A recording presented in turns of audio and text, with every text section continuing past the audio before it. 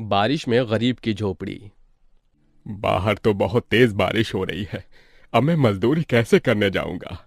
बाबा, आप रुक जाइए। मौसम बहुत ज़्यादा खराब है। मुझे तो समझ नहीं आ रहा। ये दिन पर दिन मौसम खराब होता जा रहा है। अगर ऐसे ही चलता रहा तो मजदूरी नहीं कर पाऊंगा और घर में खाने को एक दाना तक नहीं आ पाएगा। तभी बहुत तेज आंधी तूफान चलता है। अरे देखो, जरा देखो, कितनी तेज तूफान चल रहा है। अरे महेश बेटा, तू झोपड़ी के ऊपर तिरपाल तो लगा कर आया था ना? हाँ बाबा, लगा दी थी तिरपाल। और उसके ऊपर तूने ईंटें रखी थी या नहीं?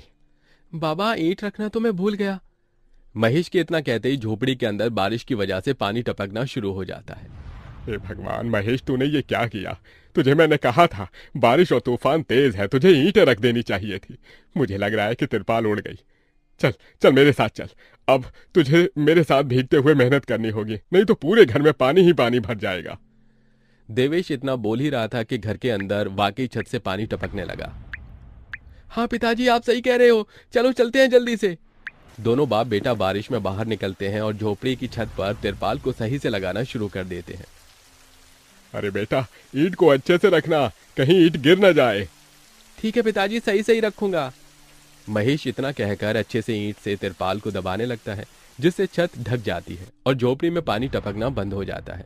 लेकिन इसी के चलते हुए बेचारे दोनों के दोनों बहुत बुरी तरह भीग जाते हैं। अरे चलो बेटा, बहुत ठंड हो रही है, बाहर घर में चलते हैं। चलो, बरसात में मौसम बिल्कुल ठंडा हो गया है। हाँ पिताजी, आपने बिल्कुल सही कहा, चलिए।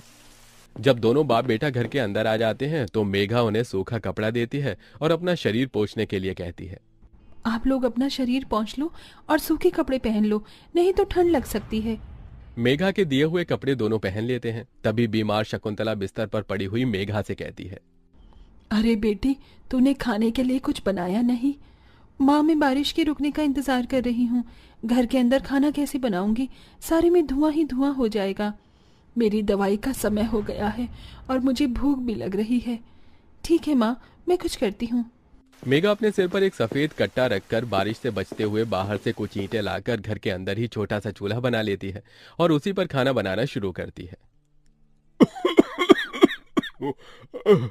अरे बेटी, पूरे घर में धुआं ही धुआं हो गया है। पिताजी, खाना बनाना भी तो बहुत जरूरी था। मेघा जैसे तैसे करके जल्दी जल्दी खाना बना लेती है। वो खाने में नमक मिर्च वाले चावल ही बना पाती है। माँ, माँ उठो, ये लोग खाना खा लो। शकुंतला मेघा के हाथों से खाना खाती है। शकुंतला के पूरे शरीर को पैरालाइज हुआ था, जिसके कारण ना तो वो हिल सकती थी और ना ही वो उठ सकती थी। मेरी